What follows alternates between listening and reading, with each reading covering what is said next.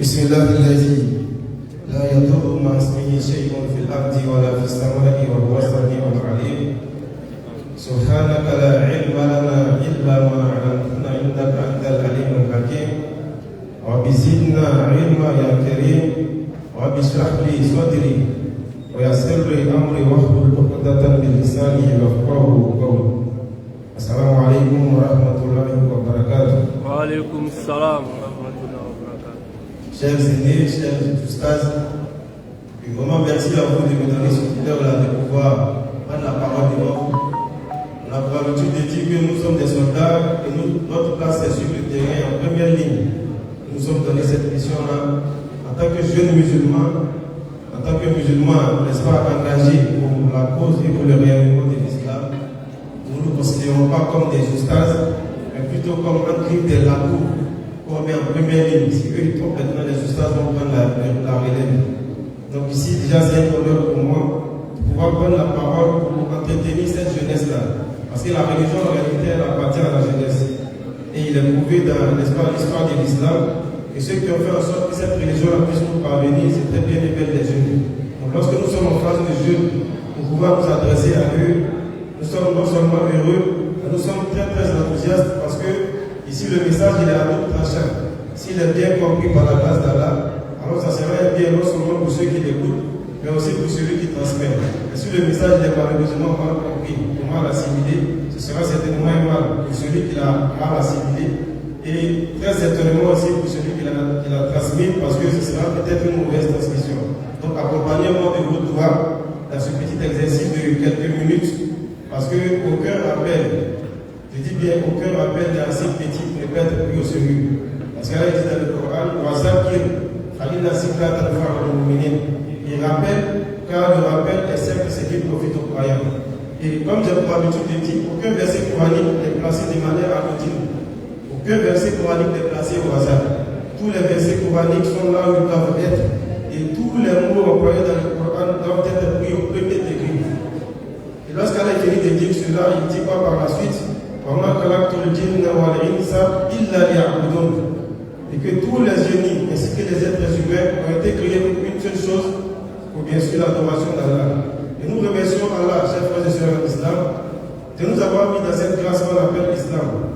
L'Islam c'est une grâce, l'Islam c'est une ni'ma, comme Allah lui-même le dit dans la sourate 5 verset 3, lorsqu'il dit Al-yawma ya'isa allazina kafaru min dinikum fala takhshawhum wakhshawni. اليوم أكملت لكم دينكم وأتممت عليكم نعمتي. Elle dit j'ai accompli sur vous ma ni'ma, j'ai accompli sur vous mon bienfait. On a dit tout là pour l'islam et j'ai accueilli l'islam comme religion pour vous. Et donc c'est pas nous qui disons que l'islam est une ni'ma, est un bienfait, mais c'est Allah lui-même qui a défini l'islam comme étant un bienfait. Et Allah lui-même nous dit encore dans la sourate 14 verset 7, la in shakartum la azidannakum. Lorsqu'il fait une grâce à son serviteur, et que son serviteur se montre reconnaissant, qu'il sache que lui allait multiplier ces grâces-là. Donc en premier lieu, nous devons remercier Allah pour cette grâce. Et nous devons nous dire, en tant que personne qui fait les termes religieux, il est important pour nous de nous rassurer que nous sommes bien élevés dans la bonne voie. Nous sommes bien élevés dans la voie qu'Allah a tracée pour ses serviteurs. Nous prenons pour vous dans la sourate 3 à partir du verset 83, Allah dit دين الله يمكرون وله أسلم من في السماوات والأرض طوعا وكرها وإليه يرجعون. Voilà encore l'établissement de l'islam comme religion pour toutes les créatures, bon gré, mal gré. Allah dit désire une religion autre que celle d'Allah, alors que se soumettent à Allah, bon gré, mal gré, tout ce qu'il y a dans les cieux sur la terre. Et deux versets plus tard, il dira quelque chose de très très important. Vraiment, il n'avait pas dit Aïra l'islam dinan ala yuqbala minhu wa huwa fi akhirati min al-khasirin. Il dira celui qui désire une religion autre que l'islam ne sera point accueilli, se retrouvera dans l'eau de la partie éternelle. Alors en tant que musulman, tu dois être fier, toi qui m'écoutes ce soir. Parce qu'en réalité, l'écoute, l'oreille, n'a pas été placée de manière anodine. Toi qui me vois ce soir et pardon ce matin, sache que les yeux n'ont pas été placés aussi de manière anodine. Et l'esprit qui va transformer ce que tu vois et ce que tu entends n'a pas été placé aussi de manière anodine. Parce que dans la sourate 16, verset 78, Allah dit Wallahu akhrajakum min butuni ummahatikum Verset très très important, encore sur lequel nous devons méditer. Il dit que Allah nous a fait sortir du ventre de nos mères. Écoutez très bien la partie là, s'il vous plaît. Et arrêtez beaucoup de mouvements parce que ça peut être un peu leur père. Écoutez très bien. والله أخرجكم من بطون أمهاتكم لا تعلمون شيئا ما تحسبون.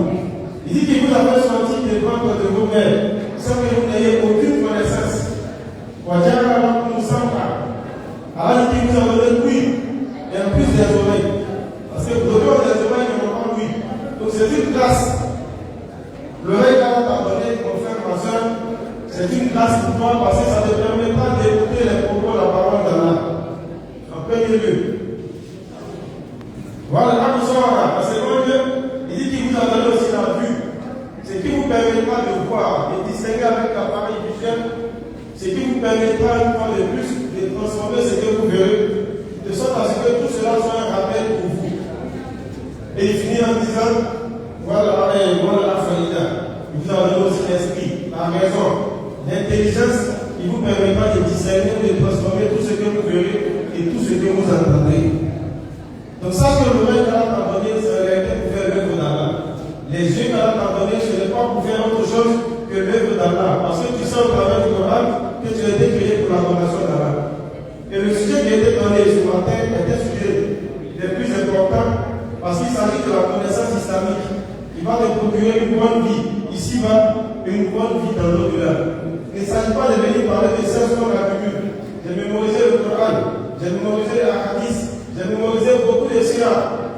Mais en réalité, à quoi sert la connaissance? C'est de ça que nous devons parler.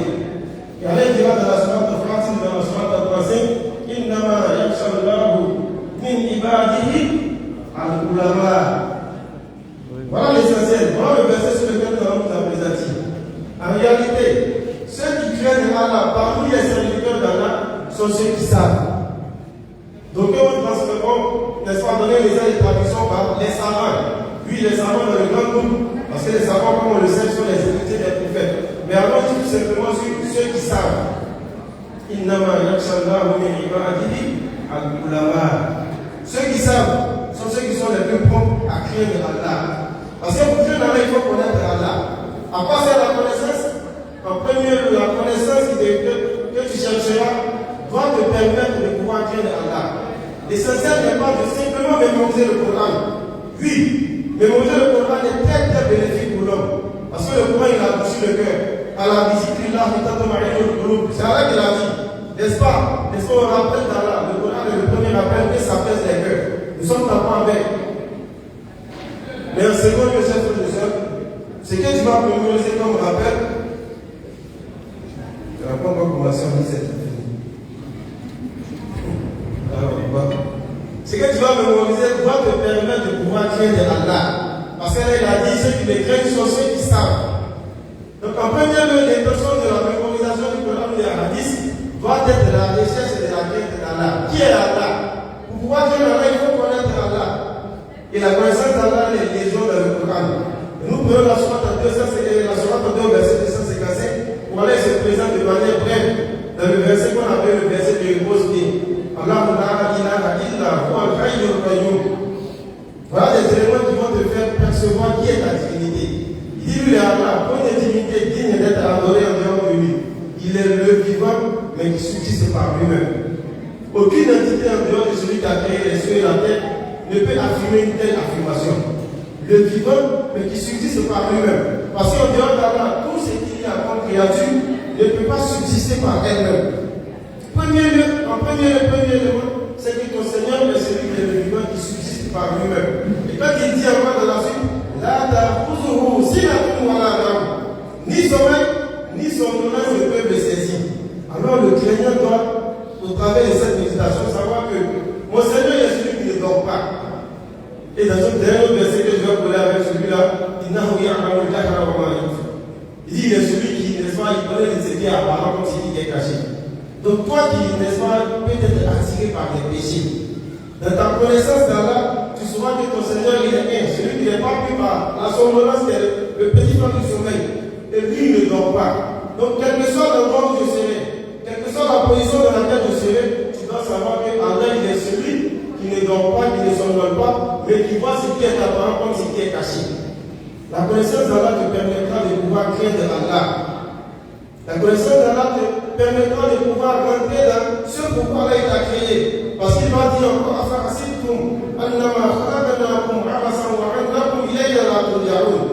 Pensez-vous, ô être humain, ô djinn, que nous vous avions créé sans but et que vers Allah ne sera pas fait le retour. Sourate 23, verset 5 et 18. Et dans la suite, Allah dira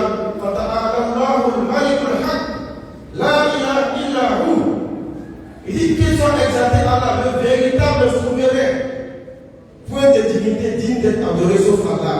Et cela, Allah te permettra de savoir qu'aucune amulette ne peut te procurer un quelconque bonheur mondain. Aucune amulette ne saurait procurer la sécurité à quiconque. Je fais une parenthèse sur ce que j'ai vu hier nuit. Vous pouvez arrêter de mettre des amulettes sur les bras de vos enfants. Vous signez des pactes pour les enfants sans qu'ils ne le sachent. Ce dernier va grandir. Ce dernier va vouloir faire des activités, il va vouloir se marier, il va bien les dans sa vie. Alors que depuis son enfance, il y a des pactes qui ont été signés sans que ce dernier ou cette dernière ne puisse être au courant. On dit que c'est les trucs qui empêchent le vertige. C'est écrit. C'est écrit où que pour empêcher le vertige. Les enfants des plans, ils mettent fil noir, fil blanc sur leur bras pour ne pas avoir vertige. Pourquoi c'est toujours chez nous les Africains qu'on met la religion, n'est-ce pas, au fétichisme ou au charlatanisme?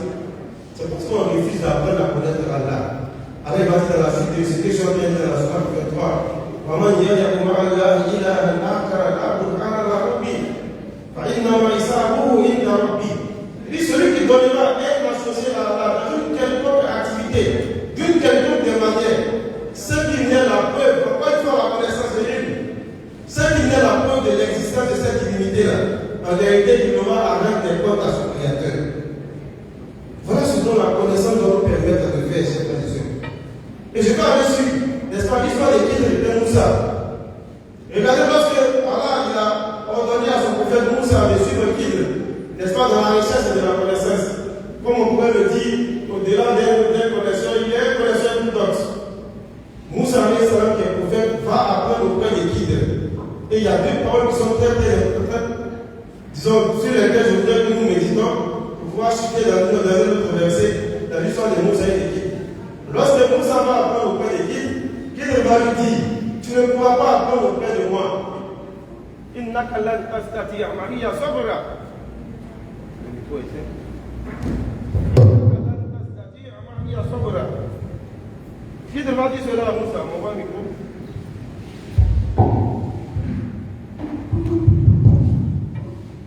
Et ce qui est important, surtout, il dira وكيف تصبر على ما لم تحط به خبرا. C'est très très important, chers frères et sœurs. Il dit وكيف تصبر على ما لم تحط به خبرا. Mais comment vas-tu patienter? Comment vas-tu endurer si ce dont tu n'as aucune connaissance? On a vu comment si on ne sait pas. On patiente comment si on ne sait pas. Et cela nous permet de chuter dans certaines épreuves qu'aujourd'hui, par lesquelles les musulmans sont frappés, et qui malheureusement cela pour certains à commettre dans la mécréance ou à commettre dans l'espace la grande désobéissance. Allez, va dire de la soirée d'après, il y a des gens qui oh, vous qui avez cru, endurez, patientez au travers de la patience, du semin, du sobre et de la sola, de la prière. Ça, c'est une tradition, sinon sola, c'est pas prière. Il va dire dans la suite, voilà, taqulu liman yuqtalu fi sabilillahi amwat bal ahya'un walakin la tashkurun. Encore une fois la connaissance. Ne dites pas de ceux qui sont morts ou tués dans le sentier d'Allah qu'ils sont morts. Au contraire, ils ont bien dit que vous ne le savez pas. Encore une fois la connaissance. Voilà, nabluwannakum bi shay'in min al-khawfi wal-ju'i wa naqsin min al-amwali wal-anfusi was-samarat. Il dit wa bashiri sabirin. Encore une fois la connaissance. Si le croyant ici, un musulman, si la fille, la croyante, la soeur qui refuse de porter le voile à cause du regard des gens, si ce jeune-là refuse de pratiquer sa religion, lorsqu'il a signé, il refuse de laisser le cœur pour aller pratiquer sa sola, parce que les gens qui sont dans le cœur ne pratiquent pas la sola, s'il refuse de s'habiller convenablement selon les règles de l'islam, parce que selon lui, les gens vont lui porter du doigt en disant qu'il est devenu bien, qu'il sache qu'il a dit cela. Nous éprouverons certes par la peur. Tu auras peur dans ta foi. Mais comment tu vas le savoir? Comment tu vas patienter si tu ne sais pas? Pour pouvoir endurer, pour pouvoir patienter, il faut d'abord auparavant savoir qu'en tant que musulman, en tant que croyant, qui recherche l'agrément de la face de mon Seigneur, je serai éprouvé par ces différents éléments qu'il a été cités. Et le premier élément, il a parlé de la peur. Et en second lieu, il a parlé de la faim. Dans ta foi, tu seras éprouvé par la faim. Mais comment tu en dis si tu ne sais pas que lorsqu'on a la foi, on peut être éprouvé par la faim. Dans ta foi, tu seras éprouvé par la perte des personnes autour de toi. Et ça peut prendre deux sens. Le premier sens peut être le fait que les gens vont simplement mourir autour de toi. Tu sais que la mort, désormais, tu sauras que la mort n'est pas un signe de mort de la part de ton Seigneur. Lorsque quelqu'un meurt, ça ne veut pas dire qu'il ne l'aime pas. Lorsque quelqu'un souffre dans la maladie, maman de mourir, ça ne veut pas dire qu'il a jeté sur le dismédie. Mais comment tu patientes, comment tu endures si tu ne sais pas? Comment tu endures si tu ne sais pas que au travers de ta foi, il y aura tes amis qui refusent que tu puisses suivre le droit chemin qui vont te fuir? Tu dis, mais disons, depuis que j'ai décidé de suivre la foi islamique, les gens ont commencé à me fuir. Si tu ne sais pas qu'au travers de ta foi, les gens vont te fuir, comment donc vas-tu endurer? Comment endures-tu si tu ne sais pas qu'au travers du fait de prendre la religion en part de quoi, comment est la religion pour l'officier du grave? Entrer en plein dans l'islam, entrer en plein dans la religion. Si tu ne sais pas qu'en entrant en plein dans la religion, les gens vont te fuir, comment donc vas-tu endurer? Comment donc vas-tu patienter? Et ça fait partie de la connaissance de la science de Dieu.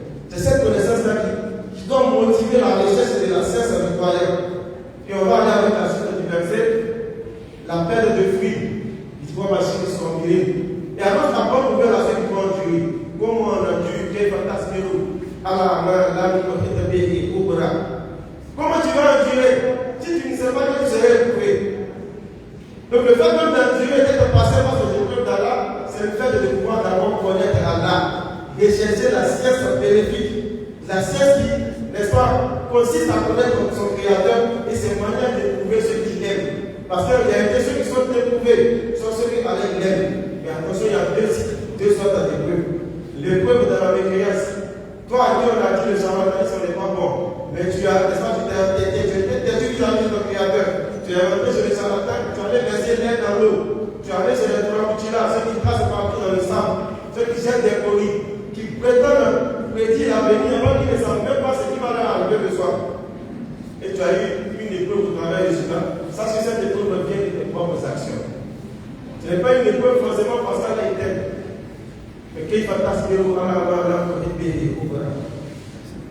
Comment vas-tu patienter si tu ne sais pas? Comment vas-tu endurer si tu n'as pas la connaissance des épreuves de ton Créateur? Il dit, allez-y,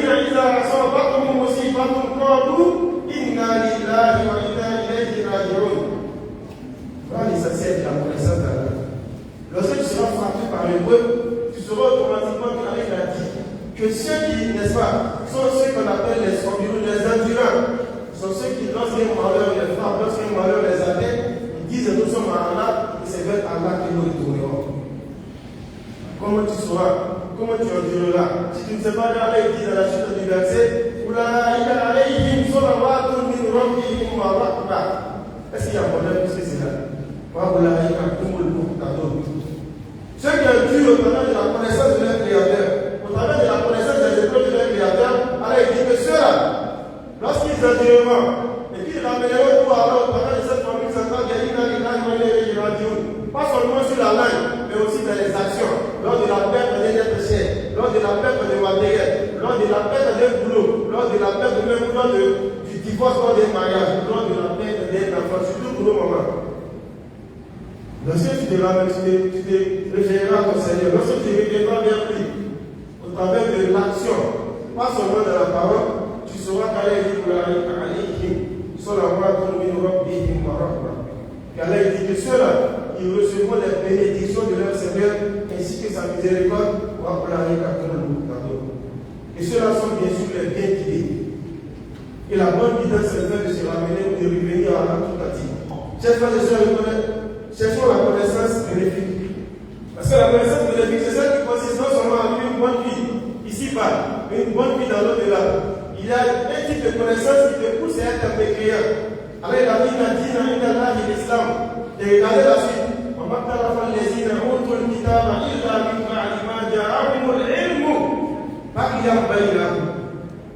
la religion, certes, agréée d'Allah, c'est l'islam. Mais ceux parmi les gens du livre, c'est nos frères ça, c'est avec la qui ont vécu, ne l'ont fait qu'après avoir reçu la science. Ah, donc il y a une science qui pousse à mémoire. Il y a une science qui pousse à discuter au sujet des versets d'Allah. Comme aujourd'hui, les grands fléaux de notre temps, qu'on appelait les Coraniens. Ceux qui disent que le Coran seul suffit. Si tu n'as pas la connaissance, comment tu vas distinguer le faux du vrai? Si tu ne cherches pas la sainte vérité, comment tu sauras qu'il y a des gens aujourd'hui qui se font appeler communauté de 3 testaments? Eux disent chrétiens, juifs ou musulmans, vous tous vous irez au paradis.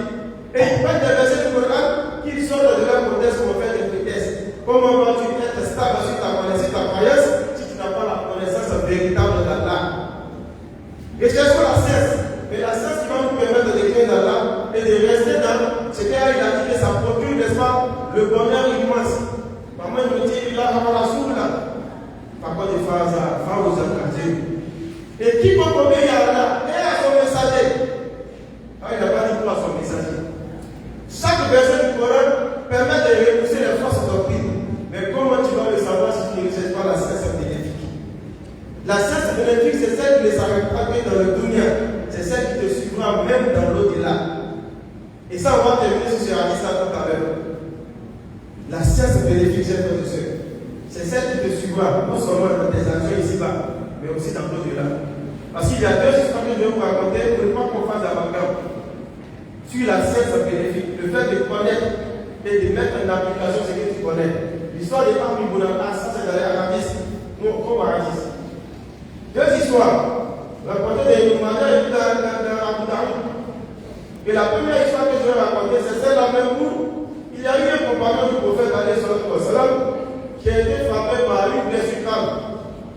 Et malheureusement, il a dormi, il s'est réveillé en état d'impureté majeure. Et on sait tous certains musulmans que lorsqu'on s'est réveillé en état d'impureté majeure, il faut faire, n'est-ce pas, de coups sous Ali, la toilette du canal, comme on l'appelle communément. Et ce dernier-là, il a dit que lui, n'est-ce pas, il a froid. C'était un temps de fraîcheur. Il a froid et puis il est blessé. Donc il ne peut pas faire cette toilette-là. Ses compagnons, qui avaient une science, mais pas une science bénéfique, parce qu'ils n'avaient pas demandé ce qu'ils ne savaient pas. Ils lui ont conseillé de faire la grande ablution. Et Dieu, grande ablution dans le temps de fraîcheur, alors qu'il est blessé, la vie était de corps. Ils ont pu avoir la connaissance que l'on conduit quelqu'un à la mort. Tellement le prophète était énervé. Le prophète a dit, ils l'ont tué, car il les tue. Ça, c'est pas n'importe qui dit ça, c'est le prophète. La couleur du prophète n'est pas seulement le fait que ce dernier soit mort. Parce que la mort n'est pas une fatalité pour le croyant. Ça, je ne cesse de le répéter. La mort, là, ce n'est pas une fatalité pour toi en tant que croyant. Si tu es sur le tawhid, si tu es sur la ilaha illallah, Muhammad Rasulullah, la mort n'est pas une fatalité pour toi. C'est juste un changement d'état. Ce qui fait mal, c'est le fait que tes 3 jours de paix. Qu'il y a certaines actions, peut-être que tu es inachevé. C'est tout. Oh, c'est Allah. Certaines actions étaient inachevées. C'est ce qui fera mal. 2 minutes, c'est la seule chose qui fera mal. Sinon, c'est d'un état à un autre. Il y a les ça, c'est le musulman. Lui qui a dit non, c'est là et Allah, et puis il a laissé dans le Sirama. Lorsque le croyant meurt, voilà ce qu'il a dit. Les anges descendent sur lui pour lui dire n'aie pas peur, ne sois pas affligé. Il reçoit plutôt la bonne nouvelle du paradis. Ça, c'est la mort du croyant. Parenthèse, donc on revient à l'histoire. Donc, ce n'est pas la mort là qui fait mal en tant que tel, parce qu'il est passé d'un état à un autre. Mais c'est le fait que les gens parlaient sans cesse. Allez sur les réseaux sociaux aujourd'hui. C'est que le prophète a blâmé, c'est ce qu'il a fait de se faire. Les gens se permettent de prendre la parole sur la religion d'Allah sans science aucune. Ils connaissent bien. Si on parle de Mélusée, il ne va pas mettre sa bouche dedans. Elle le connaît bien. Si on parle de versets, elle ne va pas mettre sa bouche dedans. Mais on parle des religions, elle se permet de se prononcer. On est dedans. On est dedans. Parce qu'elle sait parler français. Ou même Jura. Ou même une langue, je ne sais quoi. Elle se permet, oui, se permet de se prononcer sur la religion. Allez sur Internet, les réseaux sociaux. J'ai animé une conférence sur le danger des réseaux sociaux. Malheureusement, on n'a pas filmé. Voilà, je ne les ai pas laissés. Parce que ce qui me plaît, c'est que les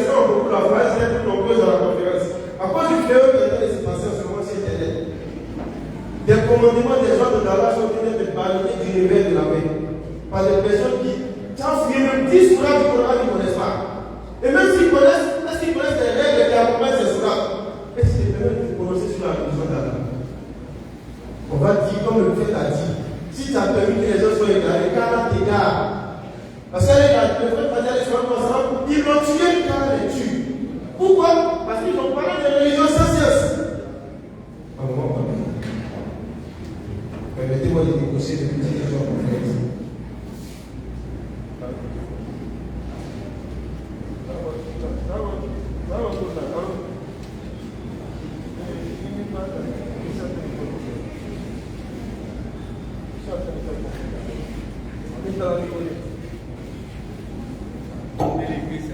Ça c'est la mère et c'est le père. Il y a été intéressé là-bas. Attends, 2 minutes de terminer. Attends, apparemment, mon grand frère, il prend la parole, ça fait du bien. Comme il y a un protocole à respecter, on est obligé. On va vous accorder 2 minutes. Et on va également permettre à nos participants aussi de poser au moins 2 questions en rapport avec la thématique. Merci beaucoup. Merci pour les 2 minutes. Excusez-moi encore. Donc, alhamdulillah, le fait qu'il a dit ils l'ont tué, on va les voir aujourd'hui pour terminer, puisqu'on a déjà épuisé le temps qui était parti. Ils l'ont tué, on va les tuer. Parce qu'ils se sont permis de se prononcer sans science sur la religion d'Allah. Alors c'est un danger, chers frères et sœurs. Recherchons la science bénéfique, mais évitons de nous prononcer sans science sur la religion d'Allah. Et je vais rapidement dans la seconde histoire pour pouvoir terminer pour respecter le protocole. La seconde histoire est l'histoire d'Imam Ibn Abbas, qui est un compagnon que nous connaissons tous, un compagnon très très réputé. C'est lui-là même qui a, n'est-ce pas, dans un récit de sa conversion, il a parlé du prophète de sorte à pouvoir faire couler des larmes sur la haine qu'il avait avant sa conversion à l'islam et sur l'amour du prophète qu'il a eu après sa conversion à l'islam. Je vous invite à aller lire cette histoire. Et lui, il était n'est-ce pas, dans la même situation, seulement que lui n'était pas blessé. Dans une période de fraîcheur, il a dormi, il s'est réveillé en état de gousse. Il devait faire la grande impulsion, comme on le dit. Et lui, ayant la connaissance du livre d'Allah et de la sunna de son prophète, lui, il allait faire tayammum et il allait diviser la sunna. Il y avait la différence. La connaissance et la non-connaissance. Voilà. Ils ne sont pas pareils. Vous voyez cette fois de ceux ici. Il a fait la grande impulsion, les gens se sont levés, ils sont allés au prophète. À Mounakas, il s'est arrivé un état d'impurité majeure. Ça, c'est les rappeurs. Il s'est arrivé un état d'impurité majeure. Et il fait un pays diviser son âme. Le prophète a souri. Là, il a dit, mais mon il a souri. Mais le message du prophète a dit. Et puis il a dit. Regardez, il a dit à vous, bien venu apporter la Dieu, vous ne connaissez pas. C'est que lui, il a fait là, c'est ça qui est ça. La connaissance. Il a préservé sa vie. Et son action a donné un enseignement à ceux qui étaient autour de lui. Il a permis à ceux-là de savoir que dans cet état-là, on ne prend pas ablution quand même. Fatakullah, moi Satan. Crée Allah à la mesure de ta possibilité. Si l'eau a un mal pour toi, ne touche pas l'eau. Ça, c'est la facilité que l'islam donne. Mais comment le savoir si on ne recherche pas la science bénéfique? Tu as froid, tu as l'état de priorité français, tu as l'air rester dans la douche. Non, t'as rien mou. Il y a une année, en 30 secondes, on est allé. Après, il faisait très froid pour une conférence.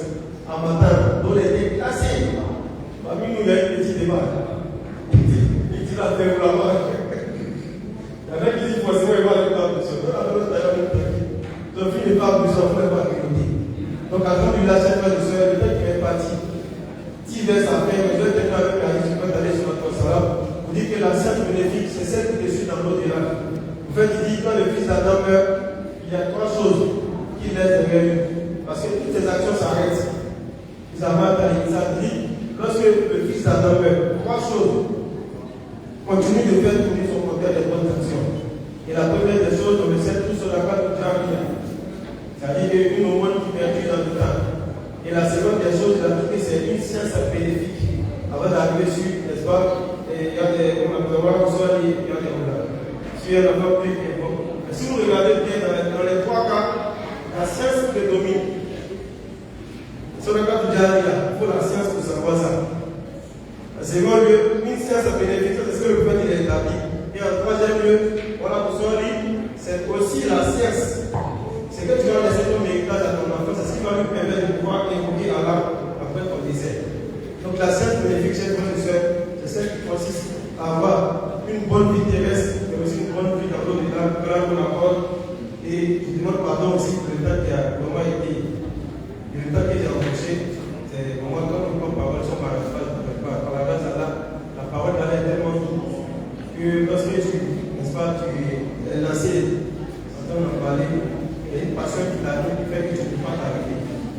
وصلي اللهم وسلم على نبينا محمد وعلى اله وصحبه اجمعين سبحانك اللهم وبحمدك اشهد ان لا اله الا انت استغفرك واتوب اليك واخر دعوانا ان الحمد لله رب العالمين. La tapis. Est-ce que au moment où vous savez aujourd'hui où ça Amir, vous allez maintenant rester avec nous. On va permettre à nos invités, pourquoi pas, de poser une bonne question. On va prendre une question là et là, en rapport avec la thématique. Je voudrais donc vous dire merci à tous ceux qui ont effectué les déplacements. Vous êtes donc au paradis déjà, parce que le Coran, c'est ce livre-là qui a fait sortir l'humanité de la couleur et de l'homme également. Allez, est-ce que déjà, il est là mon jeune frère, mais il est où là? Alors, on va prendre juste une question là. D'accord. Donc, ce que vous allez faire, vous allez permettre à ce que les dames en question puissent poser rapidement une question. On va demander par fonction des sœurs. Ouais. Est-ce que quelqu'un parmi vous a une question? On va vous poser des questions. Donc, si vous tardez là, peut-être qu'on va poser la question. Quelle question? Au niveau des frères, vous avez une question? Ah, d'accord. Merci.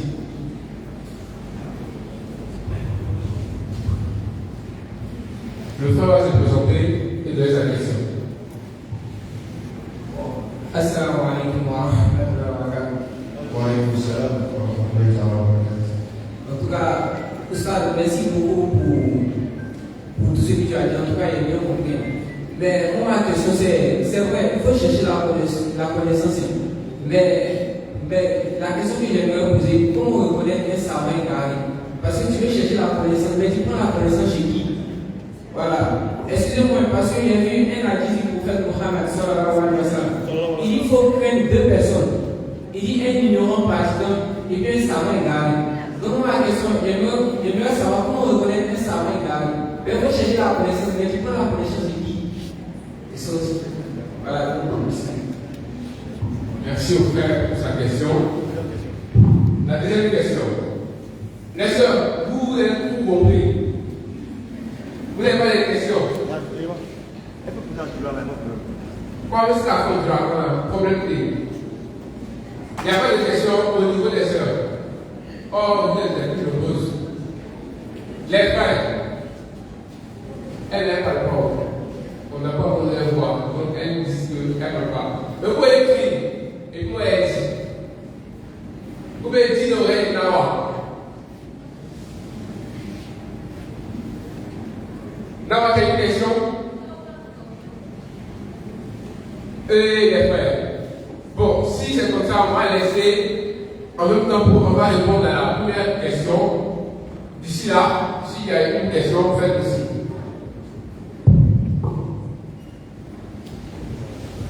Alors, je tiens à rappeler que celui qui nous a prévenu aujourd'hui, c'est notre très cher collègue, notre très cher grand frère Amir Moise de la Bam.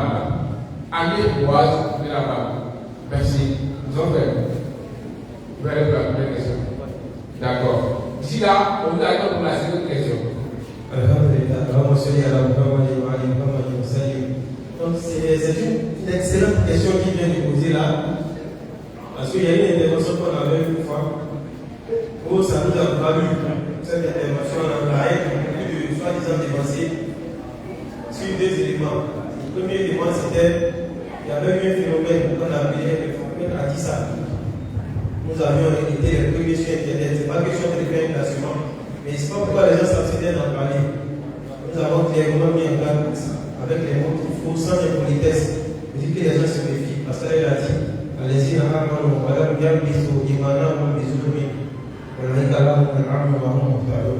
la sécurité est auprès d'Allah pour la recherche. C'est tout ce qu'on a dit. Il y a eu en griffe. Je n'ai pas employé le mot imam, mais bon, c'est un titre qui portait, nous a appelé, dit n'importe quoi. Donc nous ont traité n'importe quoi aussi. Tout simplement parce qu'on avait dit une chose que tout le monde voyait, mais que les gens avaient pas employé. Donc comment reconnaître un imam ou un exécuteur des galères? En premier lieu, il faut savoir que c'est celui qui appelle vers sa personne. Il n'appelle pas vers Allah. Ça, c'est un premier élément pour pouvoir le reconnaître. Et là, je suis en train de parler de mon analyse. C'est celui qui appelle vers sa personne et non vers Allah. Premier élément pour pouvoir le reconnaître, celui-là même qui ne parle pas au nom d'Allah. Il y en a beaucoup sur nos yeux.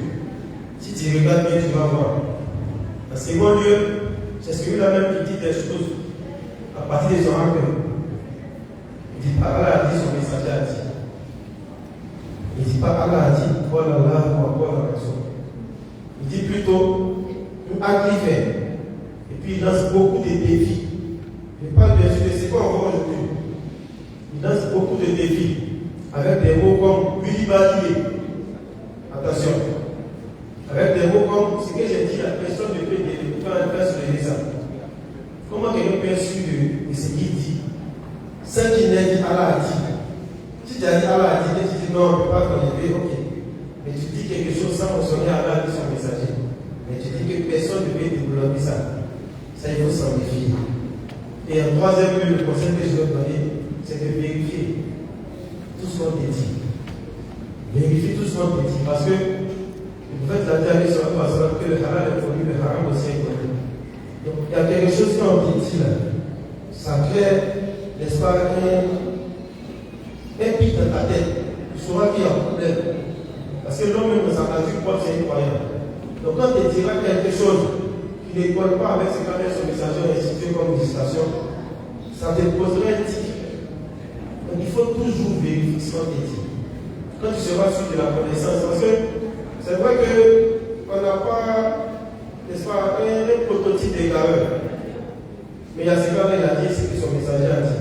Et il y a ce que, lorsqu'il allait son messager, disons, lorsqu'il allait un serviteur, comme le hadith, il va dire à qui peut me laisser que j'aime celui-ci. Et les gens qui sont sincères aimeront aussi ce dernier-là. Ça aussi, c'est un critère à vérifier. Donc il y a beaucoup de critères qu'on peut mentionner. Et comme je le dis, ce n'est pas quelque chose qui est établi de manière claire. Il y a des vérifications. Maintenant, par la suite, je vais dire la adri. Il y a des démentiers qui sont ici, qui ont quelque chose à ajouter sur ce que j'ai dit. Ils sont les bienvenus, aussi ça va. Merci beaucoup. Atapi. Merci donc au frère Amir d'avoir donc éclairé notre volonté aujourd'hui. Et je voudrais donc vous permettre également de dire merci si vous avez l'occasion de le faire et vous souhaiter la santé. D'accord. Avant de poser donc, avant de permettre à ce qu'on puisse bénéficier encore, on va parler d'une question. Je voudrais saluer ici la présence de l'imam et notre train imam Abou Karim, tout bien si je ne le trompe pas. Il est aussi mon père, il fait beaucoup pour la communauté musulmane africaine. Il a aussi un modèle pour cette nouvelle génération dont j'en fais partie. Je voudrais donc lui souhaiter, comme justement la probabilité de dire quoi pas, mais comme on est en famille en tant que musulman, on va dire salam alaikum, on a une question rapidement, on est un peu pris par le temps, on va quand même permettre à ce que le frère puisse répondre à la question. Il y a une sœur qui a posé une deuxième question. Elle disait comme ça, notre cher conférencier a recommandé à ce qu'on lise des livres. Parce qu'il y a elle aussi qui n'aimait pas le prophète sallallahu alayhi wa sallam. Il détestait le prophète et c'est après sa mort qu'il a commencé à aimer le prophète. On aimerait avoir le titre du livre pour pouvoir acheter pour lire si on peut avoir. C'est un bel livre, c'est un hadith. Il a parlé de Abi ibn al-As. Il a dit qu'il y a un récit sur lui. Ça y est dans la Bukhari, c'est dans le Muslim. Aujourd'hui, il y a Internet.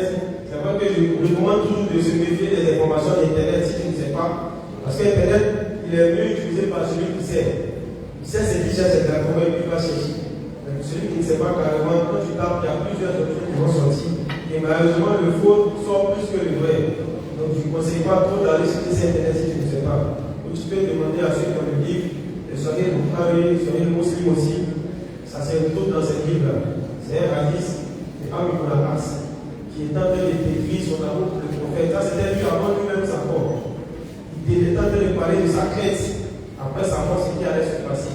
Et c'était une conversation qu'il avait où il disait la manière dont il détestait le prophète avant de devenir musulman et la manière qu'il a aimé le prophète après sa conversion de sorte à ce qu'il ne puisse même pas regarder le prophète avec ses yeux.